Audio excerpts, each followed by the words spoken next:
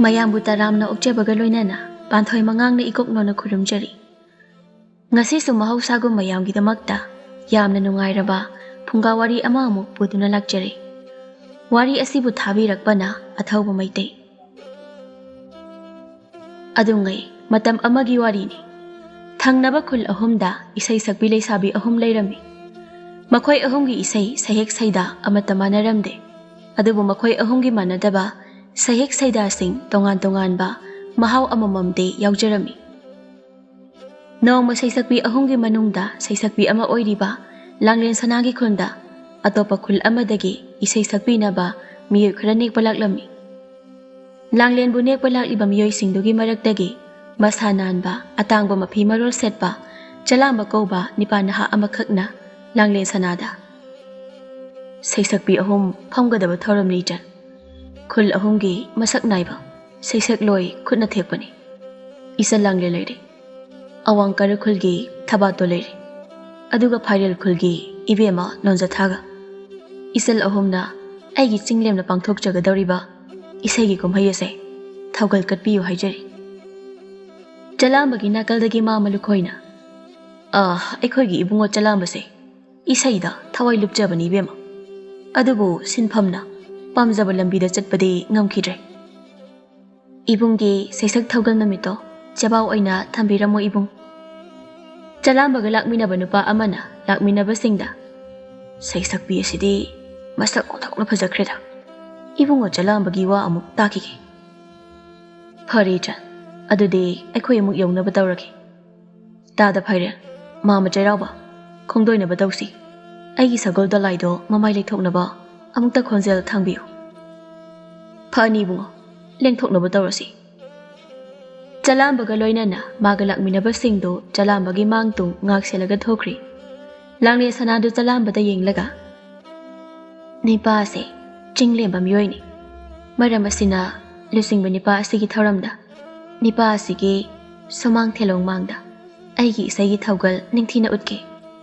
Jambau sida atopa karibu iriba jano. Mamingna jalamba koba. Laifamna taina khul mayai lekai khongnang leirak. Somda jalambagi thabak thoram khudingmaki arangpham oiriba ma malukhoina jalambada. Ibungo Esei Sakpi amadi haire thenglasu thengna ani sisu haihorasira. Hoi mama loinamak yoksilurasi. Sagol dolai thoba iyamba awang lambiromda mamai onbiyo dolaise. Langlen sana unaraba matungda jalambado Esei Sakpi aphaubi amagi mayumda Esei Sakpi ama amu unari. Aikhoigi ibungogi isai thoram macha amakak sinjagadawri ibema. Thoram asigi manungda ibema thabatongi mingdi hapchinjaruri. Thoramgi sebaudo amuta hani yengjagi khura. Thabatondo jalambada haifet su yengli jalambadi ma malukhoina magi khawdo humlibado yengli. Ibungbu khangdaba kanabu leiramgadagi khura jebaudo bibiramdraba su yaranida. Ibungi thoramni leiba pungjau thilladabani. Ngasi hayeng sida isai tharomgi maming taragani.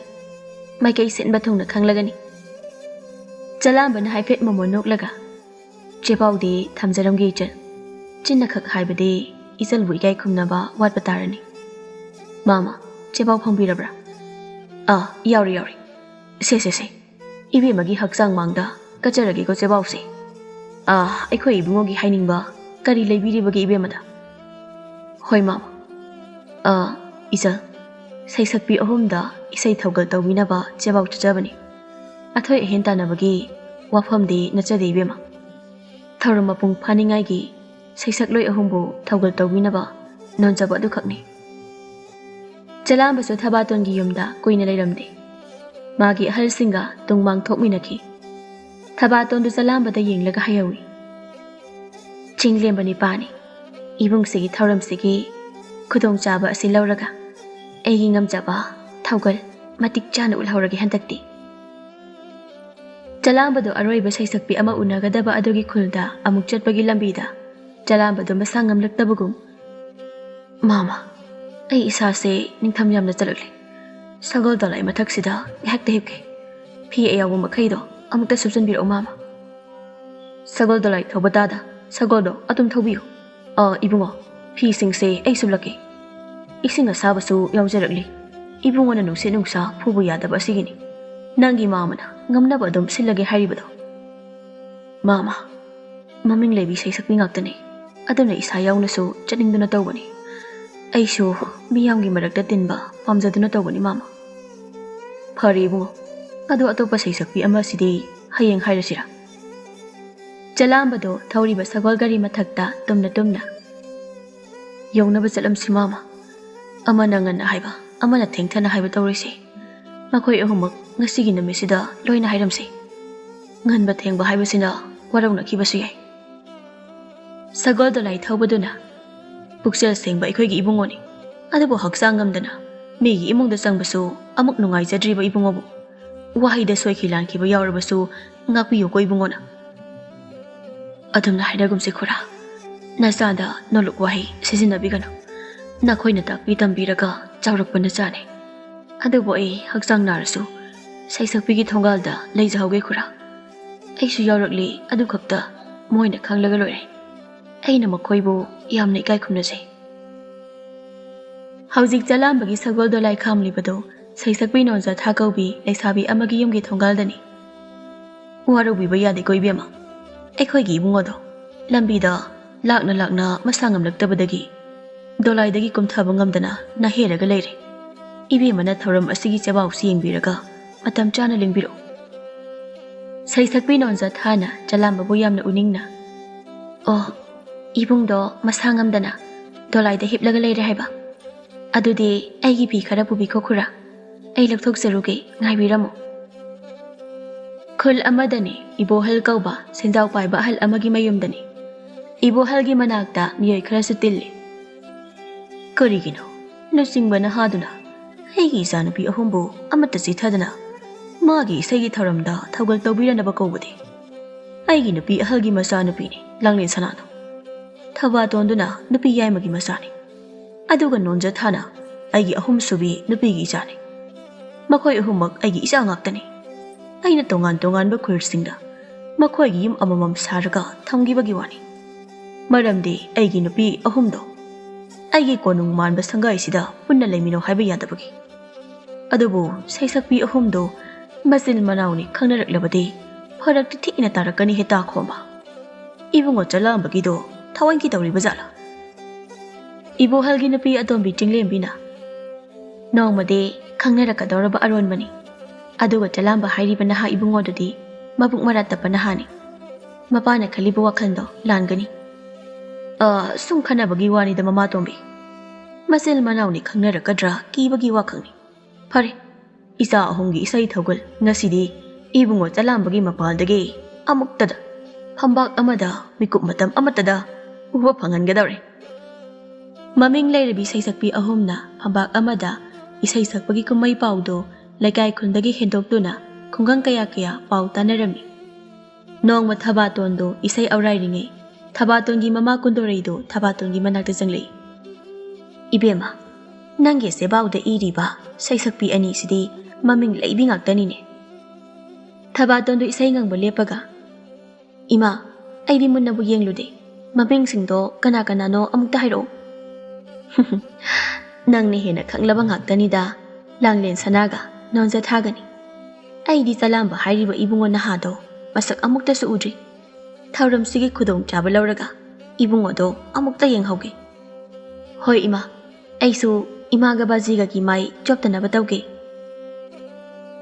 ꯂꯥꯡꯂꯦꯟ ꯁꯅꯥꯒꯤ ꯌꯨꯝꯗ ꯂꯥꯡꯂꯦꯟ ꯁꯅꯥꯒꯤ ꯃꯃꯥ ꯊꯣꯏꯅꯨꯅ ꯂꯥꯡꯂꯦꯟꯗ ꯏꯕꯦꯝꯃ ꯅꯣꯏꯒꯤ ꯁꯩꯁꯛꯄꯤ ꯑꯅꯤꯁꯤꯗꯤ ꯃꯃꯤꯡ ꯂꯩꯕꯤ ꯉꯥꯛꯇꯅꯤꯅꯦ ꯀꯟꯅ ꯍꯣꯠꯅꯧꯀꯣ ꯅꯄꯥꯕꯨꯡꯒꯤ ꯃꯃꯥꯡꯗ ꯆꯣꯞꯄ ꯌꯥꯗꯦ ꯃꯆꯥꯅꯨꯄꯤ ꯑꯍꯟꯅꯦ ꯍꯥꯏꯕꯗꯣ ꯃꯤꯌꯥꯝ ꯃꯃꯥꯡꯗ ꯈꯨꯗꯣꯝꯕꯤ ꯊꯤꯜꯂꯒ ꯇꯥꯛꯍꯟꯒꯦ ꯃꯤꯌꯥꯝ ꯃꯃꯥꯡ ꯑꯗꯨꯗ ꯏꯃꯥ ꯀꯤꯗꯦꯗ ꯑꯩꯗꯤ ꯃꯥꯒꯤ ꯁꯩꯍꯦꯛ ꯁꯩꯗꯥꯅꯤ ꯏꯃꯥ ꯃꯃꯤꯡ ꯂꯩꯕꯤ ꯑꯅꯤꯗꯣ ꯁꯩꯍꯦꯛ ꯑꯃꯃꯝꯗꯒꯤ ꯍꯦꯟꯅ ꯁꯛꯄ ꯉꯝꯗꯦ ꯍꯥꯏꯕ ꯄꯥꯎ ꯇꯥꯏ ꯑꯗꯨꯕꯨ ꯑꯩꯗꯤ ꯃꯈꯜ ꯑꯍꯨꯝꯒꯤ ꯁꯩꯍꯦꯛ ꯊꯧꯒꯜ ꯉꯝꯃꯤ ꯃꯇꯝꯗꯤ ꯀꯌꯥꯝꯅ ꯋꯥꯠꯂꯤ ꯏꯃꯥ ꯃꯣꯏꯒꯤꯗꯣ ꯀꯨꯏꯗ꯭ꯔꯦ ꯉꯁꯤ 10ꯅꯤꯗ ꯉꯥꯏꯔꯤ ꯅꯣꯟꯖꯊꯥꯁꯨ ꯃꯌꯨꯝꯗ ꯏꯁꯩꯗꯤ ꯑꯧꯔꯥꯏꯗꯅ ꯃꯄꯥ ꯏꯕꯣꯍꯜꯅ ꯃꯆꯥꯅꯨꯄꯤ ꯑꯇꯣꯝꯕꯤꯒꯤꯅꯤ ꯍꯥꯏꯗꯨꯅ ꯈꯨꯗꯣꯜ ꯇꯝꯕꯤꯔꯝꯕ ꯃꯈꯜ ꯁꯨꯅ ꯍꯧꯕ ꯂꯩꯔꯥꯡꯒꯤ ꯂꯩꯀꯣꯜ ꯃꯔꯛꯇꯨꯗ ꯏꯁꯩ ꯉꯪꯅ ꯉꯪꯅ ꯆꯠꯂꯤ ꯅꯣꯟꯖꯊꯥꯗꯣ ꯏꯁꯩ ꯉꯪꯂꯝꯕꯗꯒꯤ ꯑꯩꯗꯤ ꯀꯩꯝꯇ ꯄꯥꯝꯗꯦ ꯁꯩꯐꯝꯗ ꯆꯥꯡꯗꯝꯅꯕꯁꯨ ꯄꯥꯝꯗꯦ ꯄꯨꯛꯆꯦꯜ ꯆꯥꯎꯕꯗ ꯃꯃꯤꯡ ꯂꯩꯔꯕ ꯏꯕꯨꯡ ꯆꯂꯥꯝꯕꯅ ꯏꯃꯥꯡꯗ ꯐꯝꯂꯕ ꯑꯩꯅ ꯃꯥꯒꯤ ꯃꯥꯡꯗ ꯏꯁꯩꯒꯤ ꯊꯧꯒꯜ ꯇꯧꯕꯗꯨꯅꯤ ꯄꯥꯝꯖꯔꯤꯕꯁꯦ ꯅꯣꯟꯖꯊꯥꯗꯣ ꯅꯨꯡꯁꯤꯕ ꯏꯁꯩ ꯑꯃ ꯈꯨꯅꯨꯡ ꯁꯩꯍꯦꯛ ꯁꯩꯕꯥꯟꯗ ꯉꯪꯂꯛꯏ 이붕어기 망다 룩탈 사짜리비 생라바 레이랑니 이붕어기 망다부 하이따 타와이나디 호이다나 타우갈 타우닝나 타우리비 나우리비 레이랑니 ꯄꯦꯂꯤ ꯄꯦꯟꯗꯦ ꯋꯥꯍꯩꯅ ꯅꯠꯇ꯭ꯔꯁꯨ ꯃꯤꯠꯌꯦꯡꯅ ꯄꯥꯎꯈꯨꯝ ꯄꯤꯕꯤꯔꯛꯎꯀꯣ ꯏꯕꯨꯡꯉꯣꯅ ꯅꯣꯟꯖꯊꯥꯒꯤ ꯃꯃꯥ ꯉꯥꯡꯕꯤ ꯇꯣꯟꯗꯣ ꯂꯩꯀꯣꯜꯒꯤ ꯋꯥꯡꯃꯗ ꯂꯩꯔꯥꯡ ꯄꯥꯝꯕꯤ ꯑꯃ ꯑꯅꯤ ꯂꯩꯈꯣꯡ ꯁꯣꯝꯅ ꯁꯣꯝꯅ ꯑꯣꯟꯊꯣꯛꯄ ꯏꯆꯥꯅꯨꯄꯤꯅꯤꯗꯀꯣ ꯃꯥꯗꯤ ꯏꯁꯩꯗ ꯊꯋꯥꯏ ꯆꯪꯒꯗ꯭ꯔꯥ ꯍꯥꯏꯗꯨꯅ ꯈꯜꯂꯒ ꯏꯕꯨꯡꯉꯣ ꯆꯂꯥꯝꯕꯒꯤ ꯋꯥꯈꯜ ꯈꯜꯂꯒ ꯂꯩꯔꯦꯗꯣ ꯍꯣꯏꯗ ꯂꯩꯁꯥꯅ ꯄꯥꯈꯪ ꯄꯥꯝꯕꯁꯨ ꯃꯌꯥꯏꯗ ꯑꯗꯨꯝ ꯆꯂꯥꯝꯕꯒꯤ ꯌꯨꯝꯗꯅꯤ ꯆꯂꯥꯝꯕꯒꯤ ꯃꯅꯥꯛꯇ ꯂꯨꯈꯣꯏꯗꯣ ꯍꯤꯗꯥꯛ ꯃꯅꯥ ꯈꯔ ꯐꯨꯠꯂꯒ ꯏꯕꯨꯡꯉꯣ ꯋꯥꯔꯤ ꯑꯃ ꯇꯥꯕꯤꯔꯕ꯭ꯔꯥ ꯆꯂꯥꯝꯕꯗꯨ ꯆꯦꯗ ꯏꯁꯩꯒꯤ ꯚꯥꯕꯣꯛ ꯐꯝꯅꯕ ꯃꯤꯒꯤ ꯃꯃꯤꯡ ꯈꯔꯁꯨ ꯏꯔꯤ ꯃꯥꯃꯒꯤꯗꯣ ꯋꯥꯔꯤ ꯃꯥꯟꯗꯦ ꯄꯥꯎ ꯃꯥꯜꯂꯤ ꯃꯔꯝꯗꯤ ꯃꯥꯃꯅ ꯑꯩꯉꯣꯟꯗ ꯋꯥꯔꯤꯗꯤ ꯂꯤꯕꯤꯔꯔꯣꯏꯕ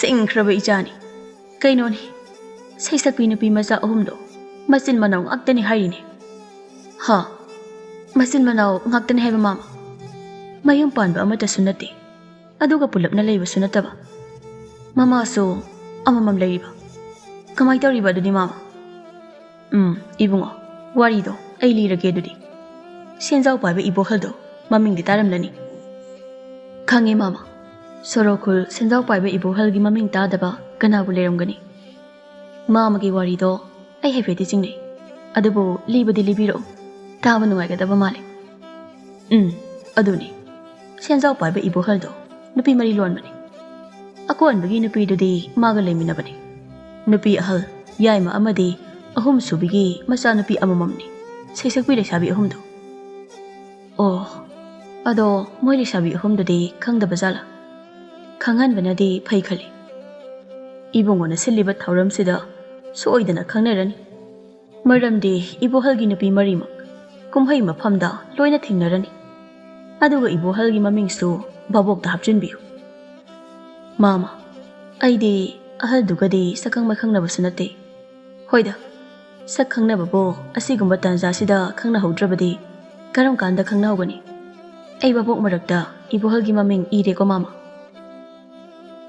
ꯁꯣꯝꯗ 이보ꯍꯜꯗꯨ ꯃꯥꯒꯤ ꯅꯨꯄꯤ ꯑꯇꯣꯝꯕꯤꯗ ꯅꯨꯡꯉꯥꯏꯗꯧꯔꯤꯕ ꯀꯨꯝꯍꯩꯅꯤ ꯅꯨꯄꯤ ꯅꯨꯃꯤꯠꯇꯨꯗ ꯈ꯭ꯋꯥꯏꯗꯒꯤ ꯂꯦꯝꯕ ꯅꯥꯠꯀꯤ ꯐꯤꯗꯣ ꯁꯦꯠꯂꯒ ꯏꯆꯥ ꯅꯨꯄꯤ ꯑꯍꯨꯝꯒꯤ ꯃꯥꯡꯗ ꯂꯦꯝꯅ ꯐꯝꯒꯦ ꯊꯧꯔꯝ ꯌꯦꯡꯕꯒꯤꯗꯤ ꯍꯥꯏꯔꯛꯇꯅ ꯃꯣꯏ ꯃꯄꯥꯅ ꯃꯤꯒꯤ ꯆꯤꯡ ꯂꯦꯝꯅ ꯁꯤꯟꯕ ꯊꯧꯔꯝꯗꯨꯗ ꯆꯪꯂꯨꯗꯧꯔꯤꯕ ꯍꯥꯏꯔꯛꯇ꯭ꯔꯕꯁꯨ ꯑꯊꯦꯟꯄꯣꯛ ꯃꯌꯥꯝ ꯑꯃ ꯄꯨꯔꯒ ꯆꯠꯇꯧꯔꯤꯕꯅꯤ ꯑꯁꯨꯛ ꯌꯥꯝꯅ ꯆꯥꯎꯕ ꯏꯁꯩꯒꯤ ꯊꯧꯔꯝ ꯑꯅꯤꯔꯛ ꯁꯨꯅ ꯀꯅꯥꯅ ꯁꯤꯜꯂꯛꯀꯅꯤ ꯑꯗꯨꯅ ꯑꯩꯗꯤ ꯆꯠꯂꯅꯤ ꯑꯩꯈꯣꯏꯅ ꯁꯤꯜꯂꯁꯨ ꯌꯥꯏ ꯀꯩꯅꯣ ꯑꯗꯨꯗꯤ ꯃꯄꯥ 이베마 이사 누피 어흥기 세이 토럼보 아이나 그럼 하이나 신가도이노네 마마 어흥다 싱나바 토가니 이사 어흥다 강력라디 아이부 얌나 와라우가니 호이 마마 머리부디 수이 강바니 앙앙싱나 아두부 마칠 마나 어흥다디 마삭 아마타 강나다바니 토카이 탐바기 호이 마마 어흥두부디 마삭 강나이고 헤라 오이닝 보이셔노 이사 누피 어흥기 고마 이행다나디 똑로헤이 이사이기 터럼 누밋니 ꯆꯂꯥꯝꯕꯗꯨ ꯉꯁꯤꯁꯨ ꯃꯁꯥꯗꯣ ꯍꯥꯏꯐꯦꯠ ꯅꯝꯗꯨꯅ ꯏꯁꯩ ꯊꯧꯔꯝ ꯌꯦꯡꯅꯕ ꯃꯥꯒꯤ ꯈꯨꯊꯥꯐꯥꯜꯗ ꯍꯤꯞꯄꯣꯏ ꯐꯝꯕꯣꯏ ꯁꯩꯁꯛꯄꯤ ꯑꯍꯨꯝꯒꯤ ꯊꯧꯔꯝ ꯃꯤꯠꯌꯦꯡ ꯇꯥꯅꯕ ꯉꯥꯏꯔꯤ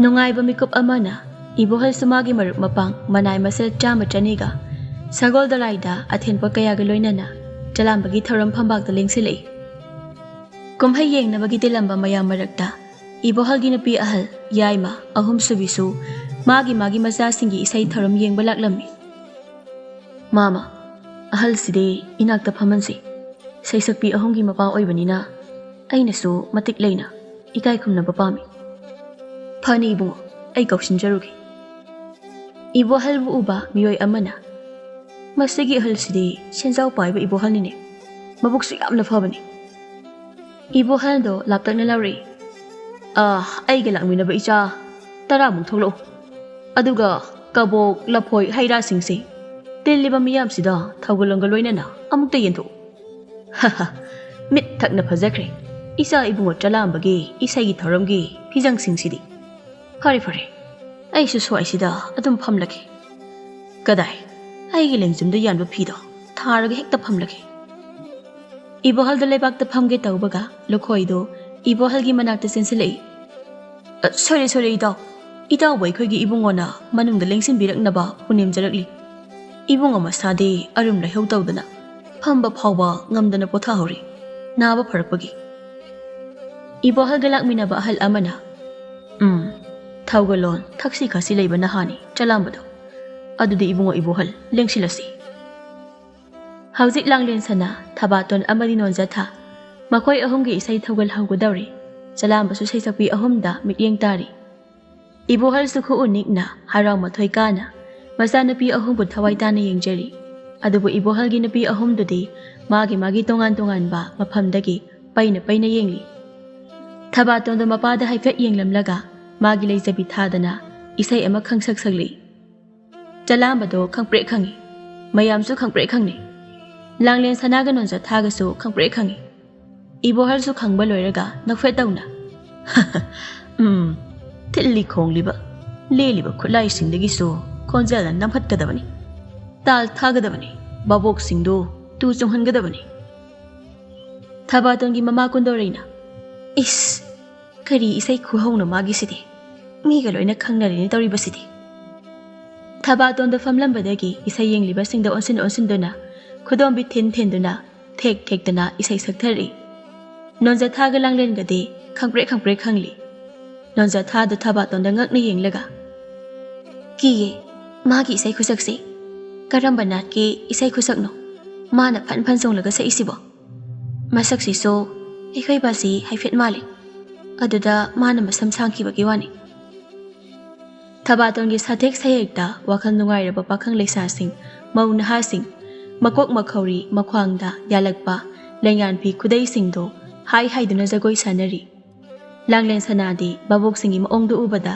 ꯃꯁꯥꯗꯣ ꯏꯁꯩ ꯁꯛꯅꯤꯡꯕꯅ ꯃꯔꯦꯡ ꯆꯠꯂꯝꯃꯤ ꯂꯥꯡꯂꯦꯟ ꯁꯅꯥꯗꯣ ꯁꯠ ꯂꯥꯎꯅ ꯍꯧꯒꯠꯂꯒ ꯃꯁꯤꯗꯤ ꯑꯋꯥꯡꯂꯣꯝꯒꯤ ꯕꯥꯕꯣꯛ ꯃꯔꯛꯁꯤꯗ ꯍꯦꯛꯇ ꯂꯥꯎꯁꯤꯜꯂꯒ ꯁꯛꯆꯤꯟꯕ ꯍꯧꯔꯒꯦ ꯂꯥꯡꯂꯦꯟ ꯁꯅꯥꯁꯨ ꯑꯋꯥꯡꯂꯣꯝꯒꯤ ꯕꯥꯕꯣꯛꯁꯤꯡꯒꯤ ナꯀꯟꯗ ꯆꯦꯟꯁꯤꯜꯂꯒ ꯏꯁꯩ ꯁꯛꯅ ꯍꯦꯛꯇ ꯅꯤꯛꯈꯠꯂꯛꯏ ꯆꯂꯥꯝꯕꯗꯣ ꯂꯥꯡꯂꯦꯟ ꯁꯅꯥꯒ ꯊꯕꯥꯇꯣꯟꯒꯗ ꯉꯛꯅ ꯌꯦꯡꯂꯒ ꯍꯤꯞꯂꯝꯕꯗꯒꯤ ꯇꯞꯅ ꯍꯧꯒꯠꯂꯒ ꯏꯕꯣꯍꯜꯗ ꯏꯄꯜ ꯏꯍꯦ ꯑꯍꯜꯁꯤꯁꯨ ꯃꯆꯥꯅꯨꯄꯤ ꯑꯅꯤꯁꯤꯗ ꯌꯦꯡꯂꯒ ꯐꯝꯅ ꯆꯣꯡꯂꯤꯅꯦ ꯃꯄꯥ ꯃꯆꯥ ꯆꯞ ꯃꯥꯟꯅꯔꯤꯅꯦ ꯇꯧꯔꯤꯕꯁꯤꯗꯤ ꯃꯁꯤꯅꯅꯤꯗꯅ ꯃꯆꯥꯅꯨꯄꯤ ꯑꯍꯨꯝꯁꯤꯅ ꯏꯁꯩ ꯅꯣꯡꯃꯥꯏ ꯂꯣꯏꯅ ꯄꯥꯝꯖꯔꯝꯂꯤꯕꯁꯦ ꯃꯥꯃ ꯂꯨꯈꯣꯏ ꯃꯥꯃꯥ ꯍꯣ ꯃꯥꯃꯥ ꯑꯁ ꯏꯁꯩꯒꯤ ꯊꯤꯟꯕ ꯂꯥꯡꯕꯁꯤꯅ ꯃꯤ ꯀꯧꯕ ꯐꯥꯎꯕ ꯑꯃꯠꯇ ꯇꯥꯗ꯭ꯔꯤꯗꯣ ꯃꯁꯤꯒꯤ ꯅꯨꯄꯤ ꯑꯅꯤꯁꯤꯒꯤ ꯏꯁꯩꯁꯤꯗ ꯈꯔ ꯊꯨꯅ ꯂꯣꯏꯁꯤꯟꯈ꯭ꯔꯗꯤ ꯐꯅꯤ ꯁꯣꯝꯗ ꯏꯕꯣꯍꯜꯒꯤ ꯅꯨꯄꯤ ꯑꯍꯨꯝꯗꯨꯁꯨ ꯂꯥꯞꯇꯛꯅ ꯈꯥꯔꯞꯅ ꯌꯦꯡꯅꯔꯤ ꯑꯗꯨꯒ ꯃꯥꯒꯤ ꯃꯆꯥꯅꯨꯄꯤꯁꯤꯡꯅ ꯈꯖꯤꯡ ꯖꯒꯣꯏ ꯁꯥꯔꯤꯕꯗꯨꯗ ꯃꯌꯥꯁꯤꯡꯗꯣ ꯍꯌꯤꯡ ꯄꯥꯏꯁꯤꯟꯕ ꯐꯥꯎꯕ ꯈꯪꯗꯕ ꯃꯈꯩ ꯃꯌꯥ ꯀꯥꯔꯒ ꯌꯦꯡꯅꯔꯤ ꯑꯗꯨꯕꯨ ꯅꯣꯡꯖꯊꯥꯒꯤ ꯃꯃꯥꯗꯤ ꯃꯆꯥꯅꯨꯄꯤꯗ ꯃꯑꯣꯡ ꯍꯥꯗꯅ ꯌꯦꯡꯂꯤ ꯅꯣꯡꯖꯊꯥꯒꯤ ꯃꯃꯥꯅ ꯃꯑꯣꯡ ꯍꯥꯗꯅ ꯅꯣꯛꯐꯦꯠ ꯇꯧꯅ ꯂꯩꯔꯝꯕꯒꯤ ꯃꯔꯝꯁꯤ ꯑꯇꯩ ꯀꯔꯤꯒꯤꯁꯨ ꯅꯠꯇꯦ ꯃꯥꯒꯤ ꯃꯅꯥꯀꯣꯡꯗ ꯐꯤ ꯃꯆꯦꯠ 2 ꯃꯦꯜꯂꯝꯂꯦ ꯅꯣꯡꯖꯊꯥꯗ ꯃꯆꯤ ꯑꯅꯤꯗꯨꯗ ꯌꯦꯡꯂꯒ ꯀꯔꯤꯅꯣ ꯃꯈꯣꯏ ꯑꯅꯤꯅ ꯇꯧꯔꯤꯕꯁꯤꯕꯣ ꯀꯔꯝꯕ ꯅꯥꯠꯀꯤ ꯏꯁꯩꯅꯣ ꯃꯈꯣꯏ ꯑꯅꯤꯅ ꯎꯠꯂꯤꯕ ꯊꯧꯒꯜꯁꯤꯕꯣ ꯕꯥꯕꯣꯛ ꯃꯌꯥꯝꯁꯤꯁꯨ ꯅꯨꯡꯉꯥꯏꯕꯗ ꯂꯣꯏꯔ ꯃꯥꯜꯂꯤꯅꯦ ꯕꯥꯕꯣꯛ ꯑꯁꯨꯛ ꯌꯥꯝꯈ꯭ꯔꯕꯁꯦ ꯂꯦꯞꯄꯒ ꯂꯣꯏꯅ ꯆꯣꯡꯂꯤꯅꯦ ꯑꯣꯟꯊꯣꯛꯄꯅꯤꯗꯀꯣ ꯐꯔꯦ ꯃꯣꯏ ꯑꯅꯤꯅ ꯋꯥꯔꯀꯥꯟ ꯑꯩ ꯇꯞꯅ ꯁꯛꯂꯒꯦ ꯁꯣꯝꯗ ꯏꯕꯣꯍꯜꯗꯣ ꯂꯥꯡꯂꯦꯟ ꯁꯅꯥꯒ ꯊꯕꯥꯇꯣꯟꯒꯗ ꯌꯦꯡꯂꯒ ꯏꯆꯥꯅꯨꯄꯤ ꯑꯅꯤꯁꯤꯗꯤ ꯕꯥꯕꯣꯛ ꯃꯔꯛꯇ ꯆꯪꯂꯒ ꯏꯁꯩ ꯁꯛꯂꯒ ꯂꯩꯈ꯭ꯔꯦꯅꯦ ꯏꯁꯩ ꯁꯛꯐꯝ ꯐꯝꯕꯥꯛ ꯑꯆꯧꯕ ꯑꯃꯁꯨ ꯂꯩꯔꯤ ꯀꯥꯎꯔ ꯃꯥꯜꯂꯤꯅꯦ ꯁꯦꯟꯌꯦꯛ ꯌꯦꯡꯒꯣꯏ ꯃꯌꯥꯝ ꯑꯃꯁꯨ ꯃꯈꯣꯏ ꯑꯅꯤꯗ ꯆꯥꯏꯗꯨꯅ ꯊꯥꯔꯤꯅꯦ ꯍꯩ ꯑꯩꯈꯣꯏꯒꯤ ꯃꯤ ꯈꯔ ꯆꯪꯂꯒ ꯁꯦꯟꯌꯦꯛ ꯌꯦꯡꯒꯣꯏ ꯂꯤꯛꯈꯥꯏ ꯈꯔ ꯄꯨꯁꯜꯂꯛꯎ ꯁꯩꯁꯛꯄꯤ ꯑꯅꯤꯁꯤꯗ ꯀꯕꯣꯛ ꯆꯥꯏꯕꯒꯨꯝ ꯆꯥꯏꯁꯤꯜꯂꯨꯆꯣ ꯑꯇꯣꯝꯕꯤꯁꯤꯗꯤ ꯃꯆꯦ ꯑꯅꯤꯁꯤꯒꯤ ꯃꯑꯣꯡꯁꯤ ꯎꯕꯗ ꯏꯁꯩꯒ ꯁꯛꯇꯧꯕ ꯀꯤꯔ ꯃꯥꯜꯂꯤꯅꯦ ꯇꯨꯃꯤꯟꯅ ꯐꯝꯂꯒ ꯂꯩꯈ꯭ꯔꯦꯅꯦ ꯆꯂꯥꯝꯕꯗꯨ ꯃꯇꯣꯝꯇ ꯉꯥꯏꯍꯥꯛꯇꯕꯨ ꯑꯣꯏꯈꯤꯒꯦꯗ ꯍꯣꯔꯦꯟ ꯏꯪꯅ ꯐꯝꯂꯤꯕꯤ ꯁꯩꯁꯛꯄꯤꯁꯤꯅ ꯏꯪꯅ ꯇꯞꯅ ꯁꯨꯔ ꯊꯥꯗꯣꯔꯛꯂꯀꯥꯟꯗ ꯃꯥꯃ ꯂꯨꯈꯣꯏꯅ ꯃꯔꯥꯏꯅ ꯍꯧꯗꯣꯛꯆꯔꯛꯂꯅꯤ ꯅꯣꯟꯖꯊꯥꯁꯨ ꯆꯂꯥꯝꯕꯗ ꯌꯦꯡꯕꯒ ꯆꯂꯥꯝꯕꯗꯨ ꯇꯨꯝꯂꯒ ꯂꯩꯔꯝꯕꯗꯨꯗ ꯃꯊ꯭ꯋꯥꯏ ꯅꯨꯡꯉꯥꯏꯈꯤꯗ꯭ꯔꯕ ꯃꯥꯜꯂꯤ ꯅꯣꯟꯖꯊꯥꯗꯣ ꯏꯁꯩ ꯐꯥꯎꯕ ꯁꯛꯅꯤꯡꯈꯤꯗ꯭ꯔꯦ ꯑꯗꯨꯕꯨ ꯃꯥꯒꯤ ꯊꯧꯒꯜꯗꯤ ꯇꯧꯔꯝꯒꯦ ꯈꯜꯂꯤ ꯆꯂꯥꯝꯕꯗꯨ ꯑꯣꯏꯔꯝꯕꯗꯒꯤ ꯃꯥꯒꯤ ꯃꯅꯥꯀꯣꯡꯗ ꯂꯤꯔꯤ ꯈꯣꯏꯔꯤꯅ ꯌꯥꯝꯅ ꯅꯨꯡꯁꯤꯕ ꯈꯣꯟꯖꯦꯜ ꯑꯃ ꯇꯥꯔꯤ ꯆꯂꯥꯝꯕꯗꯨ ꯎꯏꯔꯤ ꯎꯏꯔꯤ ꯃꯃꯤꯠ ꯄꯥꯡꯊꯣꯔꯛꯄꯗ ꯏꯕꯣꯍꯜꯗꯨ ꯁꯨꯁꯨꯠ ꯀꯞꯂꯒ ꯅꯣꯟꯖꯊꯥꯅ ꯁꯛꯂꯤꯕ ꯏꯁꯩꯗꯨ ꯇꯥꯔꯒ ꯃꯁꯤꯅꯤ ꯏꯁꯩ ꯍꯥꯏꯔꯤꯕꯁꯦ ꯑꯗꯣ ꯃꯁꯤꯒꯤ ꯏꯁꯩꯁꯤꯗꯤ ꯑꯩꯅ ꯇꯝꯕꯤꯈꯤꯗꯦꯗ ꯑꯩꯅ ꯄꯤꯛꯂꯤꯉꯩ ꯇꯝꯕꯤꯈꯤꯕ ꯏꯁꯩꯁꯤꯗꯤ ꯉꯁꯥꯏꯒꯤ ꯂꯥꯡꯂꯦꯟ ꯁꯅꯥꯒ ꯊꯕꯥꯇꯣꯟꯒꯅ ꯈꯖꯤꯡ ꯖꯒꯣꯏ ꯁꯥꯔꯒ ꯁꯛꯈꯤꯕ ꯁꯟ ꯎꯆꯦꯛ ꯇꯥꯟꯕ ꯌꯥꯕ ꯏꯁꯩ ꯑꯗꯨꯈꯛꯅꯤ ꯍꯩ ꯏꯄꯥꯒꯤ ꯏꯕꯦꯝꯃ ꯅꯣꯟꯖꯊꯥ ꯅꯨꯃꯤꯗꯥꯡ ꯑꯍꯤꯡ ꯐꯥꯎꯕ ꯅꯪꯒꯤ ꯂꯩꯔꯥꯡ ꯈꯣꯏꯃꯨꯒꯤ ꯏꯁꯩꯗꯣ ꯄꯣꯊꯥꯗꯅ ꯁꯛꯎꯀꯣ ꯀꯔꯤ ꯃꯥꯒꯤ ꯑꯍꯧꯕꯒꯤ ꯁꯩꯍꯧ ꯃꯌꯦꯛꯇꯣ ꯏꯕꯨꯡꯉꯣꯒꯤ ꯃꯥꯡꯗ ꯂꯨꯛꯊꯥ ꯁꯥꯠꯆꯔꯤꯕꯤ ꯁꯦꯡꯂꯕ ꯂꯩꯔꯥꯡꯅꯤ ꯏꯕꯨꯡꯉꯣꯒꯤ ꯃꯥꯡꯗ ꯍꯩꯇ ꯊꯋꯥꯏꯅꯗꯤ ꯈꯣꯏꯗꯥꯅ ꯊꯧꯒꯜ ꯇꯧꯅꯤꯡꯅ ꯇꯧꯔꯤꯕꯤ ꯅꯧꯔꯤꯕꯤ ꯂꯩꯔꯥꯡꯅꯤ ꯍꯥꯏꯕ ꯅꯠꯇ꯭ꯔꯣ ꯍꯥ ꯆꯂꯥꯝꯕꯗꯣ ꯅꯣꯟꯖꯊꯥꯗ ꯈꯣꯏꯗꯥꯅ ꯌꯦꯡꯂꯝꯂꯒ ꯏꯕꯣꯍꯜꯗ ꯉꯛꯅ ꯑꯃꯨꯛ ꯌꯦꯡꯂꯒ ꯃꯤꯅꯨꯡꯁꯤ ꯌꯥꯝꯅ ꯆꯥꯎꯕ ꯅꯨꯄꯥꯅꯤꯅꯦ ꯉꯁꯤꯒꯤ ꯑꯍꯜꯁꯦ ꯃꯤꯅꯨꯡꯁꯤ ꯆꯥꯎꯕꯁꯤꯅꯅꯤꯅꯦ ꯅꯨꯄꯤ ꯃꯔꯤ ꯂꯣꯜꯂꯤꯕꯁꯦ ꯅꯨꯄꯤ ꯃꯔꯤ ꯊꯥꯛꯄꯤꯔꯤꯕꯁꯦ ꯃꯥꯃ ꯂꯨꯈꯣꯏ ꯃꯥꯃ ꯏꯕꯨꯡꯉꯣ ꯅꯪꯒꯤ ꯃꯥꯃꯁꯨ ꯀꯞꯄꯤꯅꯦꯍꯦ ꯏꯆꯥ ꯏꯕꯦꯝꯃꯒꯤ ꯏꯁꯩꯁꯤ ꯇꯥꯔꯒ ꯏꯍꯦ ꯇꯤꯜꯂꯤꯕ ꯃꯌꯥꯝꯁꯤꯁꯨ ꯂꯐꯣꯏ ꯀꯕꯣꯛ ꯁꯥꯏꯅ ꯁꯥꯏꯅ ꯀꯞꯅꯔꯤꯅꯤ ꯏꯆꯜꯁꯤꯒꯤ ꯈꯣꯟꯖꯦꯜꯁꯤꯅꯁꯨ ꯃꯤꯌꯥꯝꯁꯦ ꯍꯦꯟꯅ ꯁꯨꯝꯍꯠꯈꯤꯕꯅꯤ ꯐꯔꯦ ꯀꯞꯆꯔꯁꯅꯨ ꯆꯂꯥꯝꯕꯗꯣ ꯅꯣꯟꯖꯊꯥꯗ ꯈꯣꯏꯗꯥꯅ ꯌꯦꯡꯂꯒ ꯁꯛꯍꯦꯟꯕꯤ ꯅꯪꯒꯤ ꯏꯁꯩ ꯇꯥꯕꯗꯒꯤ ꯍꯛꯆꯥꯡꯒ ꯂꯣꯏꯅ ꯇꯦꯛꯈꯠꯂꯛꯂꯦ ꯂꯩꯔꯥꯡꯗ ꯆꯤꯅꯤ ꯆꯝꯄ꯭ꯔꯥꯒꯤ ꯃꯅꯝ ꯂꯩꯍꯥꯎ ꯃꯅꯝꯒꯨꯝꯕꯅꯤ ꯅꯣꯟꯖꯊꯥ ꯅꯪꯒꯤ ꯈꯣꯟꯖꯦꯜ ꯅꯣꯟꯖꯊꯥꯗꯤ ꯃꯄꯥꯗ ꯌꯦꯡꯂꯒ ꯀꯩꯅꯣ ꯑꯩꯈꯣꯏ ꯕꯥꯖꯤꯅ ꯀꯞꯄꯤꯁꯤꯅ ꯃꯤꯅ ꯊꯑꯣꯏꯒꯤ ꯁꯦꯜ ꯄꯤꯔꯒ ꯀꯞꯅꯕ ꯄꯨꯔꯛꯄ ꯌꯥꯝ ꯃꯥꯜꯂꯤ ꯀꯩꯅꯣ ꯏꯕꯨꯡ ꯆꯂꯥꯝꯕꯅ ꯌꯦꯡꯂꯤꯕꯁꯦ ꯑꯩꯉꯣꯟꯗꯔꯣ ꯃꯥꯒꯤ ꯃꯤꯠꯀꯤ ꯃꯄꯥꯗꯤ ꯑꯩꯉꯣꯟꯗ ꯇꯥꯏ ꯑꯩꯒꯤ ꯏꯁꯩꯒꯤ ꯊꯧꯒꯜꯁꯤꯅ ꯏꯕꯨꯡꯒꯤ ꯊꯃꯣꯏ ꯁꯨꯝꯈ꯭ꯔꯕ ꯖꯥꯠꯂꯥ ꯑꯗꯨ ꯑꯣꯏꯔꯗꯤ ꯏꯁꯩ ꯃꯒꯨꯟ ꯂꯩꯔꯤꯉꯩ ꯑꯩꯒꯤ ꯁꯔꯨꯛꯁꯦ ꯃꯇꯥꯡ ꯁ꯭ꯋꯥꯏꯗ ꯂꯦꯞꯄꯅ ꯐꯥꯎꯔꯅꯤ ꯀꯗꯥꯏꯅꯣ ꯁꯩꯁꯛꯄꯤ ꯏꯆꯦ ꯑꯅꯤꯗꯨꯗꯤ ꯀꯩꯅꯣ ꯃꯣꯏ ꯑꯅꯤꯁꯤꯗꯤ ꯑꯩꯉꯣꯟꯗ ꯆꯥꯒ ꯌꯦꯡꯂꯝꯂꯤꯕ ꯑꯁꯤꯅ ꯏꯕꯣꯍꯜꯒꯤ ꯃꯌꯨꯝꯗꯅꯤ ꯏꯕꯣꯍꯜꯁꯨ ꯃꯥꯒꯤ ꯅꯨꯄꯤ ꯑꯇꯣꯝꯕꯤꯅ ꯃꯈꯣꯡ ꯃꯈꯨꯠ ꯍꯥꯝꯕꯤꯔꯤ ꯏꯆꯥ ꯅꯨꯄꯤꯅꯤ ꯍꯥꯏꯕꯗ ꯆꯥꯎꯊꯣꯛꯆꯍꯦ ꯏꯕꯣ ꯅꯨꯄꯤ ꯑꯇꯣꯝꯕꯤꯒꯤ ꯏꯆꯥ ꯄꯣꯛꯄ ꯉꯝꯗ꯭ꯔꯕꯁꯨ ꯀꯩꯁꯨ ꯀꯥꯏꯗ꯭ꯔꯦ ꯈꯜꯂꯤ ꯅꯨꯄꯤ ꯑꯇꯣꯝꯕꯤꯗꯨ ꯏꯕꯣꯍꯜꯒꯤ ꯃꯈꯣꯡ ꯍꯥꯝꯂꯤꯕ ꯈꯨꯗꯦꯡꯗꯨꯗ ꯏꯁꯤꯡ ꯑꯁꯥꯕ ꯈꯔ ꯖꯣꯔꯣ ꯂꯥꯎꯅ ꯍꯩꯖꯤꯜꯂꯛꯏ ꯏꯕꯣꯍꯜꯗꯨ ꯈꯪꯄ꯭ꯔꯦꯛ ꯈꯪꯅ ꯁꯥꯏꯅꯦꯍꯦ ꯑꯇꯣꯝꯕꯤ ꯉꯥꯎꯕ꯭ꯔꯅꯦ ꯅꯪꯕꯣ ꯅꯪꯅ ꯁꯥꯔꯤꯗꯣ ꯑꯗꯨꯃꯥꯏꯅ ꯑꯩꯁꯨ ꯁꯥꯔꯤꯕꯅꯤ ꯈꯪ ꯏꯆꯥ ꯂꯩꯇꯕꯒꯤ ꯑꯍꯦꯟꯕ ꯄꯥꯝꯂꯤꯕꯅꯤꯅ ꯍꯅꯨꯕ ꯅꯪꯉꯣꯟꯗ ꯌꯨꯝ ꯄꯥꯜꯂꯨꯗꯅ ꯑꯩꯁꯦ ꯏꯆꯥꯒ ꯐꯪꯕ ꯉꯝꯗ꯭ꯔꯦ ꯏꯍꯦ ꯁꯩꯁꯛꯄꯤ ꯑꯍꯨꯝꯗꯨꯁꯨ ꯅꯆꯥꯅꯨꯄꯤꯅꯤꯅꯦ ꯃꯤꯒꯤ ꯃꯆꯥꯕꯨ ꯑꯩꯒꯤ ꯏꯆꯥ ꯀꯃꯥꯏꯅ ꯑꯣꯏꯗꯣꯏꯅꯣꯅꯦ ꯍꯅꯨꯕ ꯏꯍꯦ ꯑꯗꯣ ꯑꯍꯨꯝꯗꯨꯒꯤ ꯃꯄꯥꯗꯨꯗꯤ ꯑꯩ ꯅꯠꯇ꯭ꯔꯣ ꯍꯥ ꯑꯉꯥꯡꯁꯤꯡꯗꯨꯒꯤ ꯃꯔꯛꯇ ꯅꯪꯅ ꯑꯄꯥꯝꯕ ꯑꯃꯒꯤ ꯃꯅꯥꯛꯇ ꯆꯠꯂꯨ ꯑꯗꯨꯒ ꯅꯪꯅ ꯑꯄꯥꯝꯕ ꯅꯆꯥꯅꯨꯄꯤ ꯑꯃ ꯁꯤꯗ ꯄꯨꯔꯛꯎ ꯃꯣꯏꯅ ꯌꯥꯔꯛꯄ꯭ꯔꯥ ꯌꯥꯔꯛꯇꯕ꯭ꯔꯥ ꯌꯦꯡꯁꯤ ꯌꯥꯔꯤ ꯇꯣꯛꯑꯣ ꯑꯣꯏꯔꯣꯏꯗꯕ ꯋꯥꯔꯤ ꯁꯥꯔꯣꯏꯁꯤ ꯍꯅꯨꯕ ꯆꯂꯥꯝꯕꯗꯤ ꯅꯣꯟꯖꯊꯥꯒꯤ ꯏꯁꯩꯗ ꯉꯥꯎꯔꯤ ꯆꯂꯥꯝꯕꯗꯨ ꯂꯨꯈꯣꯏꯒ ꯐꯝꯂꯤ ꯑꯗꯨꯒ ꯂꯨꯈꯣꯏꯗꯤ ꯍꯤꯗꯥꯛ ꯁꯨꯔꯤ ꯃꯥꯃ ꯇꯥꯔꯤ ꯏꯕꯨꯡꯉꯣꯒꯤꯁꯤ ꯉꯁꯥꯏꯒꯤ ꯑꯀꯣꯟꯕꯒꯤ ꯁꯩꯁꯛꯄꯤ ꯅꯨꯄꯤ ꯃꯆꯥꯗꯨꯒꯤ ꯋꯥꯈꯜ ꯈꯟꯕ ꯃꯥꯜꯂꯤꯗ ꯍꯣꯏ ꯃꯥꯃ ꯑꯍꯥꯟꯕꯒꯤ ꯁꯩꯁꯛꯄꯤ ꯑꯅꯤꯗꯨꯁꯨ ꯐꯅ ꯐꯖꯅ ꯊꯧꯒꯜ ꯇꯧꯈꯤ ꯍꯥꯏꯕꯕꯨ ꯂꯥꯡꯃꯟꯗꯅ ꯀꯣꯛ ꯉꯥꯎꯏ ꯑꯩꯗꯤ ꯂꯨꯈꯣꯏꯗꯨ ꯈꯣꯟ ꯑꯃꯗ ꯍꯤꯗꯥꯛꯇꯨ ꯀꯣꯛ ꯀꯣꯛ ꯂꯥꯎꯅ ꯁꯨꯅ ꯅꯥꯀꯜ ꯑꯃꯔꯣꯝꯗ ꯚꯥꯕꯣꯛꯁꯤꯡ ꯅꯨꯡꯉꯥꯏꯍꯟꯅꯕꯒꯤꯗꯃꯛꯇꯗꯤ ꯊꯕꯥꯇꯣꯟꯒ ꯂꯥꯡꯂꯦꯟ ꯁꯅꯥꯒꯅ ꯇꯧꯔꯤꯕꯗꯣ ꯆꯨꯝꯂꯤꯕꯅꯤ ꯏꯁꯩ ꯅꯣꯡꯃꯥꯏꯒꯤ ꯊꯧꯔꯝ ꯍꯥꯏꯕꯁꯤꯗꯤ ꯚꯥꯕꯣꯛꯀꯤ ꯃꯈꯣꯡ ꯂꯩꯕꯥꯛꯇ ꯍꯟꯕ ꯌꯥꯗꯦ ꯃꯣꯏꯗꯤ ꯃꯊꯛꯇ ꯄꯥꯏꯔꯒ ꯂꯣꯏꯅ ꯂꯩꯍꯟꯒꯗꯕꯅꯤ ꯏꯁꯩ ꯍꯥꯏꯁꯤꯗꯤ ꯌꯨꯡꯂꯝꯕ ꯅꯥꯄꯤ ꯇꯨꯊꯍꯟꯕ ꯉꯝꯒꯗꯕꯅꯤ ꯑꯗꯨꯒ ꯇꯨꯔꯝꯕ ꯅꯥꯄꯤꯗꯣ ꯑꯃꯨꯛ ꯂꯦꯞꯍꯟꯕ ꯉꯝꯒꯗꯕꯅꯤ ꯁꯣꯝ ꯅꯥꯀꯟꯗꯁꯨ ꯏꯕꯣꯍꯜꯅ ꯃꯥꯒꯤ ꯅꯨꯄꯤꯗ ꯂꯨꯈꯣꯏꯒ ꯈꯗꯥꯡ ꯆꯞ ꯃꯥꯟꯅꯅ ꯊꯥꯗꯔꯤ ꯅꯨꯄꯤ ꯑꯇꯣꯝꯕꯤꯗꯨ ꯏꯕꯣꯍꯜꯒꯤ ꯃꯈꯣꯡ ꯍꯥꯝꯕ ꯂꯦꯞꯄꯒ ꯑꯗꯨꯅ ꯀꯩ ꯍꯥꯏꯔꯤꯕ ꯅꯥꯄꯤ ꯑꯃꯨꯛ ꯌꯨꯡ ꯅꯥꯄꯤ ꯑꯃꯨꯛ ꯇꯨ ꯍꯥꯏꯕꯗꯤ ꯏꯁꯩꯒ ꯅꯥꯄꯤꯒ kari mari lenari nomi. Masigi napigi wari se ibema. Aigi mathangi wari da sukai na taklaki. Napi na arang be isai taraga kari gi turi bano. Atapa isai taraga kari gi amuk tekhalakli bano haibado. Ai subaji dagi wari ta hobani. Langlen sanadi mapa ibuhal urubadagi mathwai nungai jadre. Langlen du mama gi manakta sangli. Mama du mamai mamita yeksin thomjin ki basing do kanna phakli. Ibema mai se yamna lumene. Ngasa yeksin ki ba thomjin ki ba mayam du na mai se lumtharakli ni nangba. Mai se thangba wari ni ibema.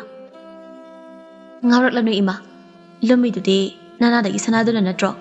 Sanani na kudeng mupakpa yansilaga mai lumi. Hoine chummi ni he. Aina ngasai makai mai se lumme di sana sina oira boire. Ado ima, ay ipagi manakta amuk tadi satningi. Kari namita sa sige ima. Mamado swai lawi. Napagi manakta di kari gisat daw riba. Chat pa yadi. Kari no ima. Kay gisat pa yaroy dino. Ay di chat kay kankri.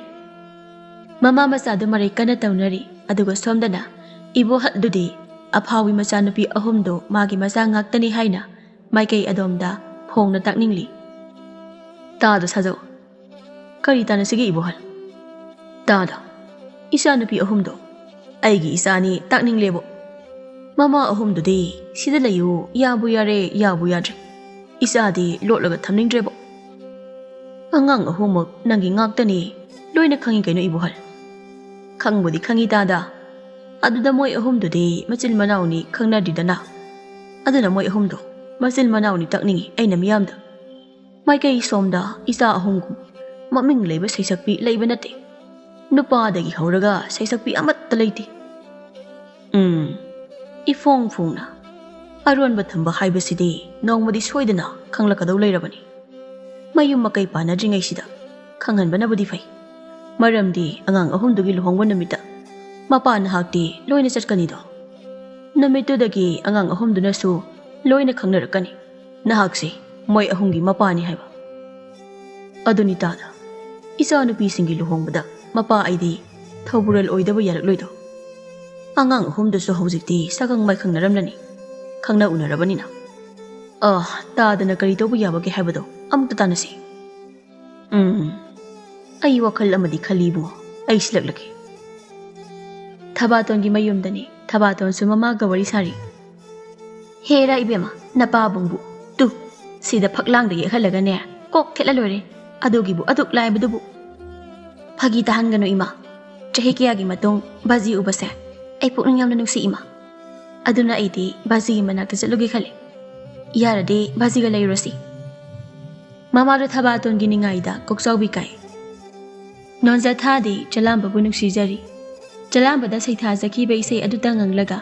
Magi lay koldo da. Nami chupachat pa da. Chaka chani khangkhidre. Nonza tha do layrang lesa damba haurakpada ngairiba lay pambi amagi manakta phamlaga. Aidi maga una papami layrang. Aduga maga wari saba. Aduga maga nungsinaba amadi thungna papami layrang. Nonza tha na wari sariba layrang do makok do satlaw na kontharaga layrangi mamay da lukthaki. He, kaygino nang na namay lukthay do layrang. Ay so, sendaw yam na paiba imong amagi mazani. Napi khara lonjabagi wani ipado. Ipadi napi bo yamna luna tawjabagi napi lonjari ne. Layrang do mamay do satlaw na mo haigalay. Aduga masado para hai. Nangi paukhum ay na khangli layrang.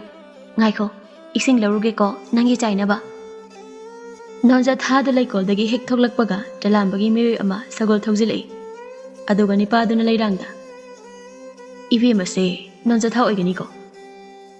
Ahoy, mani ibung. Kari pau lay bage. Ibung na sagol pau jalak pabo. Nungay ba pau ni, nabung ay napurukli ba pau si. Nonza thagi may thong do haraw na uy. Hayra o ibung.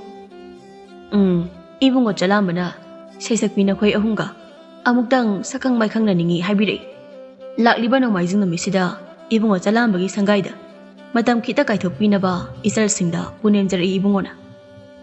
Kari hayba. Hoy, ay soy din na lakjagi ibong. Ay nga na lakjagi. Chalambagi sagol paumina Esei Sakpi ani desu paudu loina hairami. Ibohalgi manakta sajaudu phamlaga. Ibungo ibohal. Isa nupa chalambana soidana basilagi hairagli. Aina maga phamlingi magi sagol paumisu thadokibani. Tawbunga banahani. Dada, aidiko isa nupi ahumse. Chalambada git loina namsun kigadabani. Nupi luna tawgadabana aduna isa nupi ahummak chalambada loina pisinge khale dada. Ai sauri dada.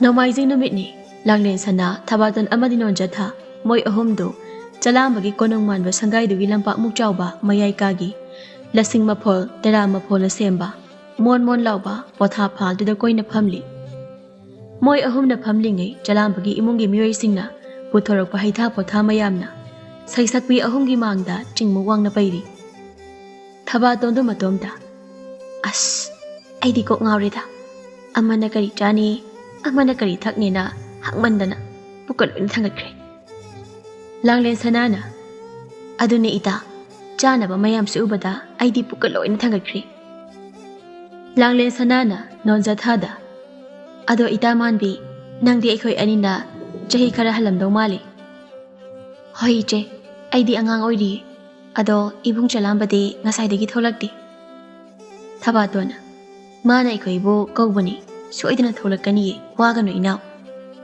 karino mapalda yamna langli se ita Hoi, yam langi. Thoga yengu sila ita. Yengu sila oita. Thabaton galang linga do mapalda tholakpaga. Esei Sakpi Ahumgi mapa ibu haldo mapalda. Mayam na uklami.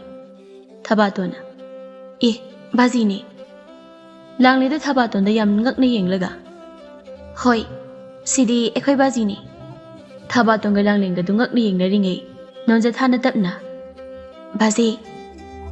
Thabaton galang lenga do nonjathada yamna ngakna muyengi ibohalna hoi ipagi bema ahum napa kon ge lawni noi bo nama ahum na soibani ko ai ngoda saugona noi ko ai di noi bo ai ga punna leimina ba pamban aduba nama ahum na punna leimina ba ngamloi haibadagi ai gi sa ahum sei kaina bani ne Chalamba ga lukhoi ga sajauga ibohalgi napi atombi ga supunna leiminari Napi atombi na Chalambada. Kaya danone, mana isi ahumda maraga thangjili si ibungo. Imaton, aidi kemda yauzadabani ko. Ado isal singsidi katnabagi mahut. Mapagi managda loina oina chinsingkrene.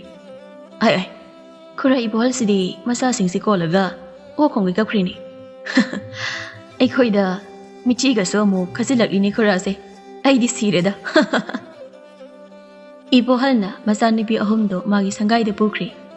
Ibohalgi napi ahumsu mayum-mayumda matom talaiba tanbadagi ibohalgi manakta loina amuk chatkri. Matam kharagi matungda Chalambana ibohalgi mateng achauba ama pangbibagidamagta masanipi amadi Chalambada pige khalami. Adubu masanipi ahumnadi Chalamba bo loina pamjarami.